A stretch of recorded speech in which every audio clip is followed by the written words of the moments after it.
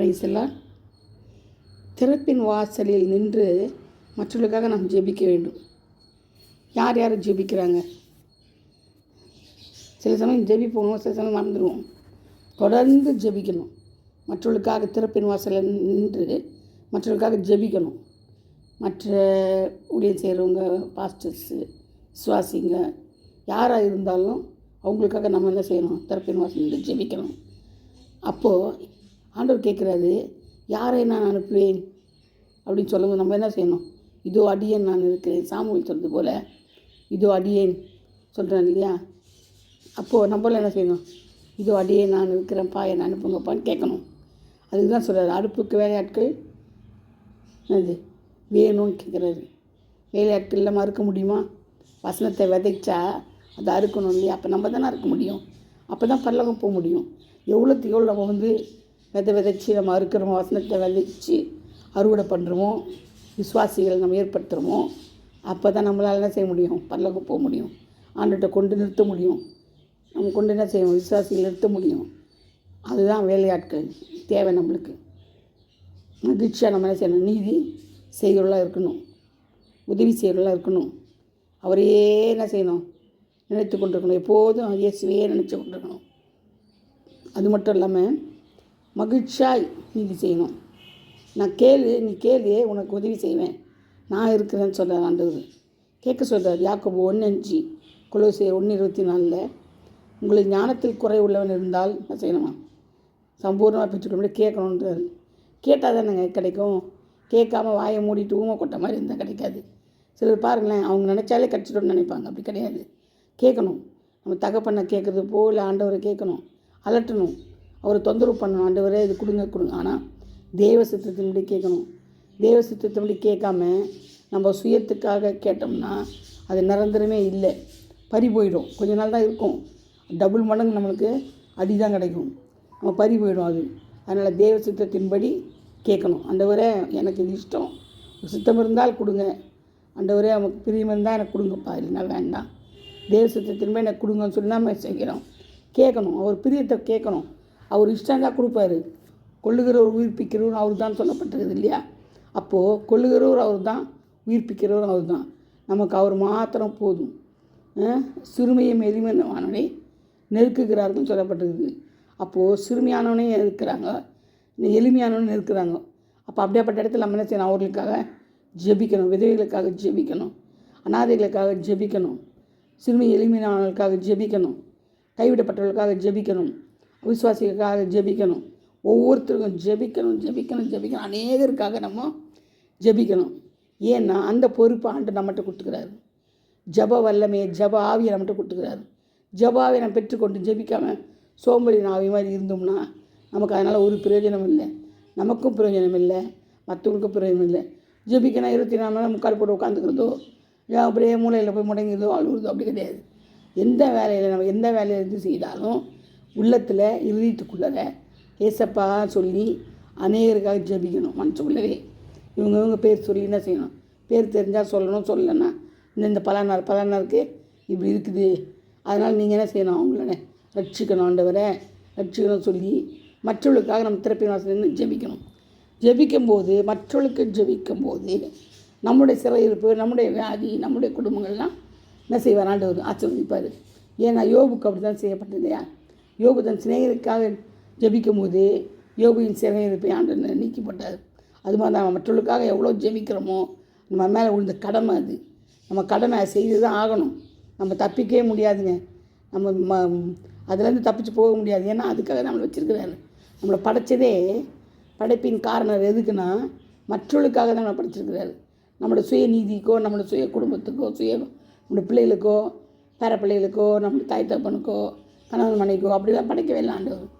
அவருடைய சித்தம் செய்ய, அவருடைய வேலையை செய்ய, அவருடைய என்ன செய்யுது, அவருடைய விருப்பத்தை நிறைவேற்ற, அவருடைய காரியங்களெல்லாம் நமக்கு சீஷனாக்கி நம்மகிட்ட கொடுத்து இதெல்லாம் நீங்கள் செய்யுங்க, இதை எங்கே போய் பிரசங்கம் பண்ணுங்க, அங்கே போங்க, இங்கே போங்க, அதிகாரம் கொடுக்குறேன் உங்களுக்கு, தேள்களை மிதிப்பீர்கள் அப்படி சொல்லிட்டு, பாம்புகளை மிதிப்பீர்னு சொல்லிட்டு என்னத்துக்கு அதிகாரம் கொடுக்குறாரு? தூங்குறதுக்காகவா? இல்லையே. ஆண்டோடைய மற்ற காரியங்களுக்கு பொறுப்பெடுத்து நடத்தணும், மற்றவர்களுக்காக நம்ம ஜெபிக்கணும், மற்றவர்களுடைய சிறையிருப்பை மாற்றணும். இதுக்காக தான் அவர் என்ன செய்கிறார், நம்மக்கிட்ட கொடுக்குறாரு, பொறுப்பு கொடுக்குறாரு. அந்த பொறுப்பை நம்ம கள்ளத்தனம் பண்ணக்கூடாது. கள்ளத்தனம் பண்ணாமல் நான் மற்றவங்களுக்கு ரெக்கமெண்டேஷன் பண்ணி பணத்துக்காக அதை செய்யக்கூடாது. இலவசமாக ஆண்டவர்கிட்ட பெற்றுக்கொண்டோம், சுகத்தையும் பலனையும் ஜீவனையும் எல்லாவற்றையும் நம்ம இலவசமாக ஆண்டவர்கிட்ட பெற்றுக்கொண்டோமா, மற்றவங்களை மேலே செய்யணும். அதை அடிச்சு இலவசமாக நம்ம மற்றவர்களுக்கு கொடுக்கணும். ஆவி ஆத்துமா சரீரம் கர்த்தருடையதுங்க, நம்மளது கிடையாது. எந்த நேரத்துலையும் ஆண்டவர் எடுப்பார். ஏன்னா உன் ஜீவன் கருத்தில் இருக்குதுன்றார். அவருடைய ஜீவன் எங்கே இருக்குதான், நம்முடைய கருத்தில் இருக்குது. அப்படியே சொல்கிறாரு இல்லையே, அவருடைய கருத்தில் இருக்குது. அப்போது நம்முடைய ஜீவன் அவர் கருத்தில் இருக்குதுன்னா நம்ம எவ்வளோ உஷாராக இருக்கணும். ஒவ்வொரு நிமிஷமும் உஷாராக காத்திருக்கணும். இப்போ எடுப்பார், அப்போ எடுப்பார், இப்போ எடுப்பார், அப்போ அப்படி ஏன் காத்திருக்கணும்? நம்ம தவறு செய்யாதபடி நம்மளை சுயமாக ஆண்டவர் நடத்தணும், அவருடைய பிரியமாக நடத்தணும், அவருக்கேற்ற நம்ம செய்யணும். அவருடைய சித்தம் செய்யறதுக்கு தான் நம்ம என்ன செய்யணும், எப்போதும் தயாராக இருக்கணும். இந்த இப்போ பார்டர்லாம் பாருங்கள், டென்ஷனில் தயாராக இருப்பாங்க, எப்படா சண்டை வரும்னு. அது வரையிலும் அவங்க குறி வச்சு பார்த்துட்டே இருப்பாங்க. பார்டரில் நிற்கிறவங்க அப்படியே அடுத்த பார்டரை பார்த்துட்டே இருப்பாங்க. என்ன வருதா, குண்டு வருதா, நடமாட்டங்குதா, நம்ம எல்லையில்னு பார்ப்பாங்க. ஏன் பார்க்குறாங்க? நான் உஷாராக காத்துக்கொள்ள, நம்ம நாட்டை காத்துக்கொள்ள, நம்ம ஜனங்களை காத்துக்கொள்ள தான் அவங்க குளிர்லையும் பணிலையும் இருக்காங்க. அதுக்காக தான் நம்மளை வச்சுருக்கிறாரு. எதுக்காக? அவருடைய வேதத்தை பற்றி சொல்கிறதுக்கு, அவருடைய வசனங்களை போதிக்கிறதுக்கு. விதைகளை விதைக்கணும். உன் விதையை தண்ணீர் மேலே போடுன்றாரு. போட்டோமா இல்லையா? நம்ம போடணும், அது நம்மளோட கடமை. அதனால் நம்ம விதைகளை போட்டு அறுவடை அதிகமாக எடுக்கணும். பாருங்க, நிறைய அறுவடை நமக்கு கிடைக்கணும். அநேக ஆத்துமாக்களை கொள்ளை பொக்கிஷமாக எடுக்கணும். ஏன்னா நீதியின் கிடத்தில் முத்துக்களை பதிகிறாரு. ஒரு ஆத்துமாக்கு ஒரு முத்து நம்மளுக்கு கிடைக்கும்.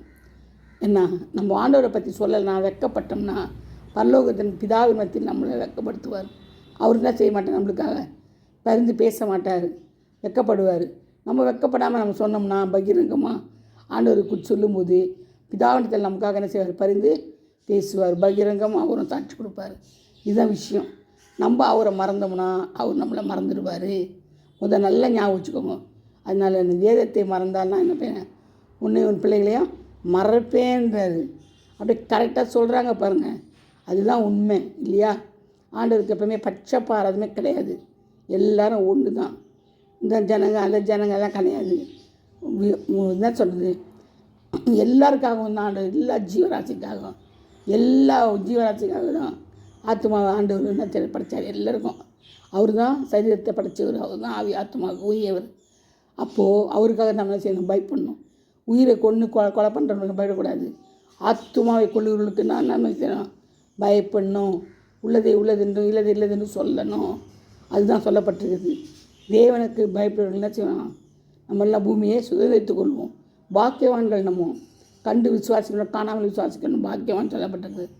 அநேக காரியங்கள் நம்ம அன்னத்திலிருந்து கற்றுக்கொள்ளணும். வேதத்தில் போனது இருக்குது, நடக்கிறது இருக்குது, வரப்போகிறது இருக்குது. தீர்க்க தரிசன புத்தகம் வேதம். அதை நம்ம என்ன செய்யணும், கனம் பண்ணி அதுக்கு தினமும் வாசித்து அதன்படி நடக்கணும், புரிஞ்சுக்கொள்ளணும். வாசித்து முடிச்சுட்டா பத்தாதுங்க.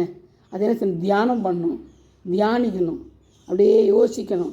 ஐயோ, இந்த வசனம் இது சொல்லுது, நம்ம நடக்கிறோமா, அந்த வசனத்தின்படி நம்ம நடக்கிறோமா ஃபஸ்ட்டு அதை பார்க்குறோம். வேதத்தை படிச்சுட்டா போதாது. படிக்கிற நீ நாளைக்கு ஆகாதுன்னு தண்ணி மூளைக்கல்லுக்காக போகக்கூடாது. நீ படித்த நீ நம்ம என்ன செய்யணும், பரலோகத்துக்குரியவங்கள மாற்றப்படணும். ஆண்டவர்கிட்ட போகிற மாதிரி படிக்கணும். ஒவ்வொரு நச்சுன்னு ஒரு வசனம் நினச்சிக்கிட்டிங்கன்னா அப்படியே உருவி போகுது, உருவி போகுது உள்ள. ஏன்னா அப்படி சொல்லப்பட்டிருக்குது வசனங்கள் எல்லாம். ஆண்டவர் ஆணித்தரமாக சொல்லப்பட்டிருக்கிறாரு. எல்லாமே யாருக்காக, நமக்காக தான் சொல்லப்பட்டிருக்கு. நம்ம பரலோகத்துக்கு உரியவர்கள் நம்ம வரணும், ஒரு பிரயாசப்பட்டு தான் சொல்லியிருக்காரு. அதனால் அவர் என்ன செய்வார், நம்மளை ஒரு நாளும் விடவே மாட்டார். அவர் நம்ம போதித்து பயணித்தார். மோசே திக்கு வாங்கினா தான் இருந்தான், திக்கு வாங்கி தான் சொன்னான். ஆனாலும் என்ன செய்தார், அவனுக்கு ஆரோனை வாய வச்சார்.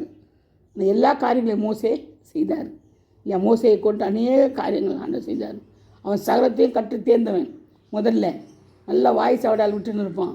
எல்லாம் செய்தது தான் மோசே. நான் கடைசியில் என்ன செய்தார், பயந்து போயிட்டார். பயத்தினால தான் ஆச்சு, வாய் அடைப்பட்டது, திக்கு வாயமாயிடுச்சு.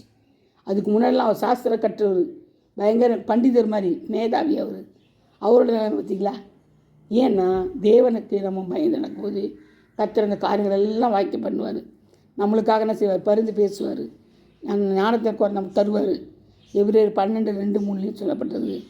அவரே என்ன செய்யணும், நம்ம நினைத்துக்கொள்ளணும். எப்போதும் நம்ம நினைவில் இயேசு மாத்திரம்தான் இருக்கணும். மனுஷன் வரக்கூடாது, மனுஷன் ஆட்சி செய்யவே கூடாது. இது ஃபுல்லாக இயேசு மாத்திரம்தான் இடம் கொடுக்கணும். கத்த தங்க வார்த்தையில் பாதுகாப்பாராங்க. ஆமீன். லேலியா பிரைஸ் தி லார்ட். இந்த வசனங்களெல்லாம் நீங்கள் அநேகருக்கு அனுப்புங்க, சப்ஸ்கிரைப் பண்ண சொல்லுங்கள். பலவந்தப்படுத்துங்க. தேவனுடைய ராஜ்யத்தை பலவந்தப்படுத்துகிற காலம் இது. வெக்கப்பட்டு நிற்கிற காலம் இல்லை. வெக்கப்படுறதுக்கு ஒன்றும் இல்லை. ஹீரோயினும் நம்ம கிடையாது. மண், குப்பை, மண், எலும்பு கூடு. புதைச்சாங்க. நம்ம என்ன இப்போ 1 வருஷம் கழிச்சு பார்த்தா எலும்பு கூடு தான் இருக்கும். அது எதுக்கு வெக்கம் நம்மளுக்கு? உங்களுக்கு தெரிஞ்ச ஃப்ரெண்ட்ஸுக்கெல்லாம் அனுப்பி விடுங்க. தப்போ ரைட்டு அனுப்புங்க. விதைங்க. கர்த்தர் அறுவடை செய்வார். ஆமென். அல்லேலூயா.